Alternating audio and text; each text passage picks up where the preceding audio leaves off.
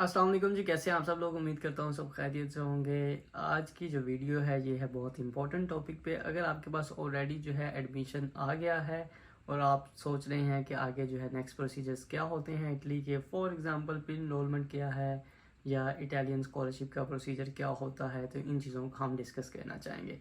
लेकिन अगर आप अभी भी एडमिशन नहीं ले सके और आप परेशान हैं कि अभी एडमिशन हो सकता है या स्टिल आपके पास टाइम है या नहीं, बिल्कुल आपके पास टाइम है। जून एंड तक आपके पास टाइम, आप अप्लाई कर सकते हैं। बहुत सारी यूनिवर्सिटीज़ जो हैं वो अभी भी ओपन है।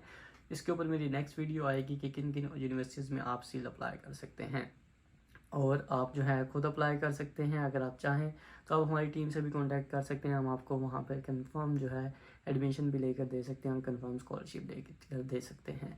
अच्छा जी, अब वापस आते हैं हमारे टॉपिक की तरफ। अगर जो है आप ऑलरेडी एडमिशन सिक्योर कर चुके हैं तो बहुत सारी ऐसी चीज़ें हैं जो आपको इस टाइम पता होना चाहिए नेक्स्ट प्रोसीजर्स पर जाने से पहले। पहला स्टेप होता है एडमिशन सिक्योर करने के बाद प्री इनरोलमेंट, जो कि हर साल मार्च अप्रैल में ओपन हो जाती है। अभी जो ओपन हुई थी सबको लग रहा था, लेकिन स्टिल ओपन नहीं हुई। कुछ दिन वेट करें, आपको प्री इनरोलमेंट की एप्लीकेशन ओपन हो जाएंगी। प्री इनरोलमेंट एक्चुअली है क्या? प्री इनरोलमेंट का मतलब है कि अगर आपने एडमिशन सिक्योर कर लिया है तो आपने अपनी इनरोलमेंट यूनिवर्स इटली के पोर्टल पर जाकर अपनी सारी डिटेल्स ऐड करनी है उस यूनिवर्सिटी की जहां आपको एडमिशन मिला है, ताकि वो समरी जो है यूनिवर्सिटी को फॉरवर्ड हो सके और यूनिवर्सिटी इस चीज़ की कंफर्मेशन दे सके कि आप कोई स्कैम नहीं कर रहे, आपका वाकई उनके पास एडमिशन लेटर है। जब ये कंफर्मेशन हो जाती है तो आपकी समरी जो है वो एम्बेसी की तरफ फॉरवर्ड कर दी जाती है, जिसके बाद आप वीज़ा अप्लाई कर सकते हैं। ये है प्री इनरोलमेंट। बहुत इजी प्रोसेस है, ऑनलाइन है, आप कर सकते हैं यूनिवर्स इटली की वेबसाइट पर जाकर।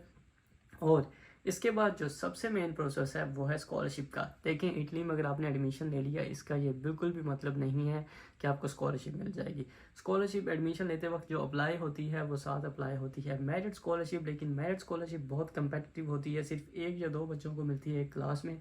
तो अगर आपका 4 CGPA नहीं है या बहुत अच्छी प्रोफाइल नहीं है, 3.98 वगैरह इस तरह का बहुत हाई CGPA नहीं है, तो आपको ये स्कॉलरशिप बिल्कुल भी नहीं मिलने वाली। आप लोग क्या करेंगे, वही जो मैंने किया, रीजनल स्कॉलरशिप पे अप्लाई करेंगे। अब रीजनल स्कॉलरशिप है क्या, इसका अप्लाई कैसे होता है, कौन सी डेट्स होती हैं, ये मैं आपको आगे बताने वाला हूँ।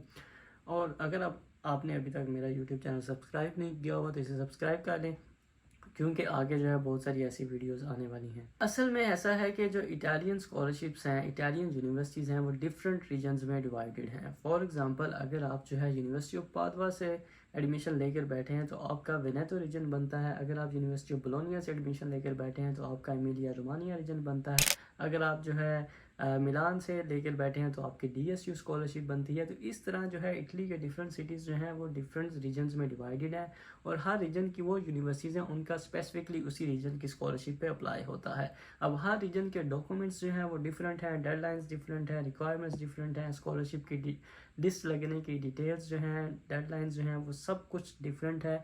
तो आपको सबसे पहले पता होना चाहिए कि जिस यूनिवर्सिटी में आपको एडमिशन मिला है वो किस रीजन में आती है। चलें, आपकी ये कन्फ्यूजन मैं दूर कर देता हूँ। फॉर एग्जांपल, मैं आपको यहाँ पर कुछ रीजन्स जो बहुत मशहूर है उनके नाम बता देता हूँ और उनमें से अगर आपको किसी यूनिवर्सिटी में एडमिशन मिला है तो आपको आइडिया हो जाएगा कि आपका कौन सा रीजन बन सकता है। लेकिन अगर मैं यहाँ उसका नाम नहीं भी बता रहा तो आप हमसे कांटेक्ट करके अपने रीजन के बारे में भी पूछ सकते हैं। For example, Emilia Romagna region जो है बहुत मशहूर रीजन है। इसमें कौन कौन सी यूनिवर्सिटीज़ आती हैं? इसमें university of Bologna, university of Parma, university of Modena and इसके अलावा यूनिवर्सिटी ऑफ फेरारा आती है। इसी तरह वेनेतो रीजन की अगर हम बात करें तो वेनेतो रीजन में यूनिवर्सिटी ऑफ पादवा आती है, यूनिवर्सिटी ऑफ वेरोना आती है। इसके अलावा भी और सारी यूनिवर्सिटीज़ हैं। अगर हम बात करें कि लाजियो रीजन में कौन कौन सी यूनिवर्सिटीज़ आती हैं तो सेपियंजा, यूनिवर्सिटी ऑफ रोम, तोर Vergata, Roma Tre university, university of Tuscia, university of Cassino and Southern Lazio, Foro Italico, university of Rome. ये ऐसी यूनिवर्सिटीज़ हैं जो इस लाजियो रीजन में आती हैं। लोम्बार्डी रीजन में आती है university of Milan, university of Milan Bicocca, Politecnico, university of Milan, university of Pavia. इसके अलावा आपको यहाँ मिलेगी university of Bergamo, university of Brescia, university of Insubria, institute of advanced study of Pavia. ठीक है। इसके अलावा अगर आप देखें तो सिसिली रीजन में आपको यूनिवर्सिटीज़ मिलेंगी, university of Palermo, university of Catania. Sardinia region में मिलेगी university of Cagliari, university of Sassari. और टस्कनी रीजन में भी बहुत सारी यूनिवर्सिटी हैं, university of Florence, university of Pisa, Saint Anna university, Scuola Normale Superiore university, university of Siena भी इसी रीजन में आती है। और इसके अलावा बहुत सारे और भी रीजन्स हैं और जिनमें बहुत सारी और इटालियन यूनिवर्सिटीज़ हैं। अगर आपको अभी भी इस लिस्ट में नहीं नज़र आया अपना नाम या नहीं सुना आपने, तो आप हमसे कांटेक्ट करके अपना रीजन एटलीस्ट कंफर्म कर सकते हैं। और हाँ, अगर आप चाहते हैं कि ये स्कॉलरशिप आप खुद ना करें, आपके बिहाफ पे हम करें, तो हम आपको यहाँ पर कंफर्म स्कॉलरशिप भी लेकर दे सकते हैं। उसके लिए भी आप हमें कांटेक्ट कर सकते हैं। अब बात करते हैं कि यहाँ पर कौन कौन से डॉक्यूमेंट्स की रिक्वायरमेंट होती है। 3 बेसिक ऐसे डॉक्यूमेंट्स हैं जो सब रीजन्स में ऑलमोस्ट सेम होते हैं। पहला डॉक्यूमेंट है FRC, जिसे कहते हैं फैमिली रजिस्ट्रेशन सर्टिफिकेट। ये आपका नादरा से बन सकता है। इस सर्टिफिकेट का मकसद ये होता है कि आपके फैमिली मेम्बर्स जितने भी हैं उनकी डिटेल्स उन्हें एक पेज पे मिल जाती है। फॉर एग्जांपल, आपके पेरेंट्स कौन है, आपके बहन भाई कौन है, ठीक है। और दूसरा सर्टिफिकेट जो आपको चाहिए होता है वो FPR से इनकम सर्टिफिकेट। अब यहाँ पर आपने 2 चीज़ों का ध्यान रखना है। इटली में जब आप स्कॉलरशिप पे अप्लाई करना चाह रहे होते हैं तो उस टाइम आपने अपनी ईयरली इनकम जो है वो 25,000 यूरो से कम शो करवानी होती है।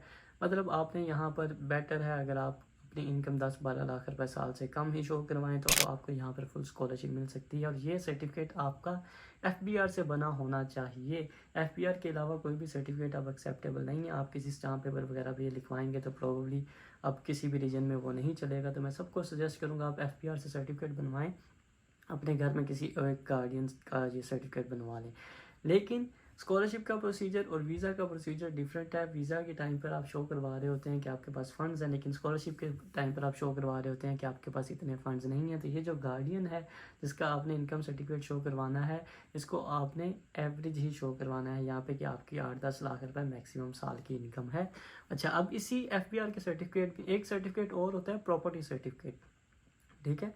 और इसी FPR के सर्टिफिकेट में अगर आप ये लाइन ऐड करवा लें कि हमारी जो है जो गार्डियन है आपका, ये गार्डियन के नाम का ऑब्वियसली सर्टिफिकेट है, तो इसमें अगर आप एक ये लाइन ऐड करवा लें कि आपके गार्डियन की कोई प्रॉपर्टी नहीं है, तो आपका कुछ रीजन्स में यही सर्टिफिकेट चल जाएगा और आपके जो है FPR का सर्टिफिकेट और FRC से ही काम चल जाएगा। लेकिन कुछ रीजन्स में एक और सर्टिफिकेट भी चाहिए होता है जिसे प्रॉपर्टी सर्टिफिकेट कहते हैं। मतलब क्या आप वहाँ पर एक स्टाम्प पेपर पे या वहाँ की लैंड रेवेन्यू अथॉरिटी से या यूनियन काउंसिल से सर्टिफिकेट बनवा सकते हैं कि आपके गार्डियन की किसी भी किस्म की कोई प्रॉपर्टी नहीं है। अगर कोई छोटी मोटी प्रॉपर्टी है आप उसे शो भी करवा सकते हैं, उसका इतना मसला नहीं होता। लेकिन सजेस्ट यही किया जाता है कि आप नो प्रॉपर्टी सर्टिफिकेट बनवाएं, मतलब कि आपके नाम पे, आपके गार्डियन के नाम पे किसी किस्म की कोई प्रॉपर्टी नहीं है।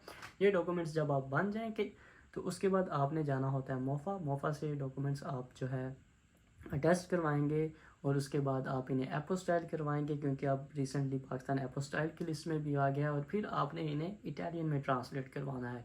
जब ये डॉक्यूमेंट्स आपके कंफर्म हो जाएंगे, सारे कंप्लीट हो जाएंगे, उसके बाद आपने अपने रीजन की वेबसाइट पर जाकर अप्लाई करना है।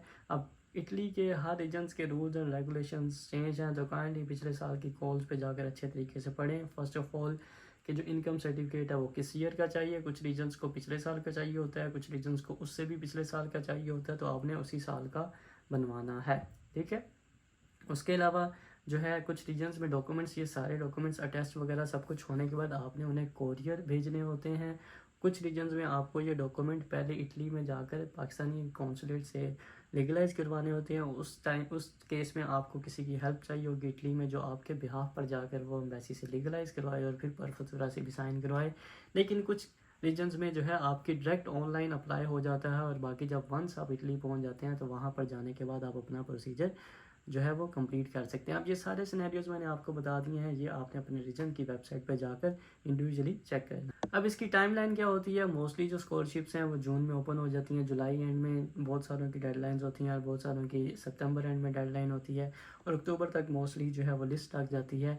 वंस जो एक लिस्ट लग जाती है, बहुत सारे रीजन उसमें आपको अगर आपका सस्पेंडेड है या नाम नहीं दिया हुआ तो वहाँ पे आपको वो दोबारा बताते हैं कि ये डॉक्यूमेंट्स जो हैं ये गलत थे या ये दोबारा आपने बनवाने हैं। तो आप उन चीज़ों को ठीक करके दोबारा जो नेक्स्ट जो लिस्ट लग होती है उसमें आपका नाम आ जाता है। स्कॉलरशिप का प्रोसीजर जो है वो सब लोगों का ऑलमोस्ट हो जाता है और इसी के साथ साथ आपने ऑब्वियसली अपने वीज़ा की तैयारी करनी है। पहला जो सबसे मेजर इशू है यहाँ पर वो आपने अपनी BLS से जो है अपनी अपॉइंटमेंट सिक्योर करनी है और उसके बाद अपनी वीज़ा फाइल सिक्योर करनी है। वीज़ा फाइल के ऊपर इंशाल्लाह मेरी एक नेक्स्ट वीडियो आएगी जिसमें मैं सारी डिटेल्स आपको वीज़ा फाइल से रिलेटेड बताऊंगा। अगर आपका कोई भी क्वेश्चन है रीजनल स्कॉलरशिप से रिलेटेड, किसी रीजन से रिलेटेड, आप कमेंट्स में पूछ सकते हैं। मैं ट्राई करूँगा आप सब लोगों को रिप्लाई करने के लिए और डिस्क्रिप्शन में मैं बेसिक डिटेल्स दे दूँगा और अपनी टीम का नंबर दे दूँगा जिनसे आप कॉन्टैक्ट कर के भी मज़ीद डिटेल्स ले सकते हैं। मुझे अपनी दुआओं में याद रखिएगा और आपने इस चैनल को सब्सक्राइब कर देना है, क्योंकि अब इस पर फ्रीक्वेंटली इसी तरह डिटेल्ड वीडियोज़ आएंगी। थोड़ी सी बोरिंग हुआ करेंगी, लेकिन इन वीडियोज़ का आपको इन फ्यूचर बहुत ज़्यादा फ़ायदा हो सकता है। तो कोशिश किया करें कि चैनल को सब्सक्राइब करें, नोटिफिकेशन को ओपन कर लें और वीडियो को भी लाइक कर दें। Thank you.